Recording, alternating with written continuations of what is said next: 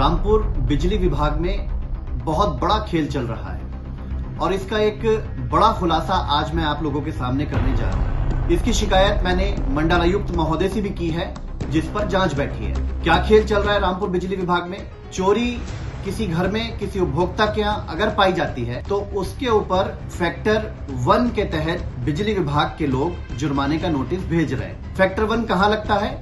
जहाँ पर कोई मीटर नहीं हो, कनेक्शन नहीं हो, वहां पर फैक्टर 1 लगाने का नियम है। लेकिन एक ऐसा व्यक्ति जिसके घर पर मीटर हो, जो विभाग का उपभोक्ता हो, उसके घर पर 0.30 फैक्टर लगाने का नियम है, शासनादेश है। और ये उस शासनादेश की कॉपी है। इसके अंदर साफ तौर पर ये नियम है कि प्रत्यक्ष चोरी वहां अभिप्रेत है जहां आपूर्ति सीधे जुड़ी है और कोई मीटर संस्थापित नहीं है।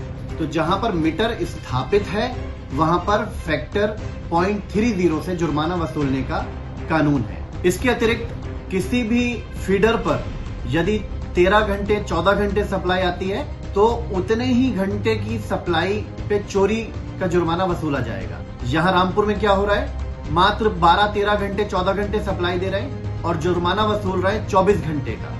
तीसरी चीज, 200 वॉट से ऊपर के जो घरेलू उपकरण हैं, वॉशिंग मशीन, पानी की मोटर, माइक्रोवेव, इस चीज पर केवल 1 घंटे दिन के हिसाब से जुर्माना लगाने का प्रावधान है। लेकिन बिजली विभाग रामपुर 24 घंटे इस्तेमाल दिखाकर 365 दिन से मल्टीप्लाई करके जुर्माने का नोटिस भेज रहे हैं। तो ये 3 मामले हैं जिसकी धज्जियां उड़ा रहे हैं रामपुर बिजली विभाग के लोग। और ये क्यों उड़ा रहे हैं इसको भी आपको समझना जरूरी है। ये फैक्टर 1 से जुर्माना लगाते हैं, ये सप्लाई 14 घंटे देते हैं, लेकिन 24 घंटे सप्लाई दिखाकर 365 दिन का जुर्माना भेजते हैं। ये 1 घंटे इस्तेमाल होने वाली पानी की मोटर दिन में, उसको 24 घंटे इस्तेमाल दिखाकर 365 दिन से मल्टीप्लाई करके जुर्माना का नोटिस भेजते हैं। और जब उस नोटिस को ठीक कराने के लिए या उस नोटिस का अमाउंट जमा करने के लिए उपभोक्ता बिजली विभाग के अंदर जाता है तो उससे मोटी रिश्वत लेकर उनको घंटों के हिसाब से, घंटों के आधार पर कम करके जुर्माना का नोटिस बदल दिया जाता है और उनसे अच्छी खासी ये रिश्वत लेते हैं। मिसाल के तौर पर किसी का 1 लाख रुपए का इन्होंने फैक्टर 1 के हिसाब से जुर्माना लगाया तो एक्चुअल में उसका 70% ज्यादा जुर्माना उन्होंने भेजा है। चोरी के हिसाब से भी 70% ज्यादा जुर्माना भेजा है। तो उसके ऊपर लायबिलिटी मात्र 30,000 रुपए की है और उस लायबिलिटी के अंदर भी घंटों का और दिनों का फर्क है उपकरणों के इस्तेमाल पर। तो वो लायबिलिटी 20 से 25,000 रुपए उसके ऊपर चोरी की बनेगी। अब ये करते क्या है कि 1 लाख के जुर्माने पर 25-30 हजार रुपए कम करके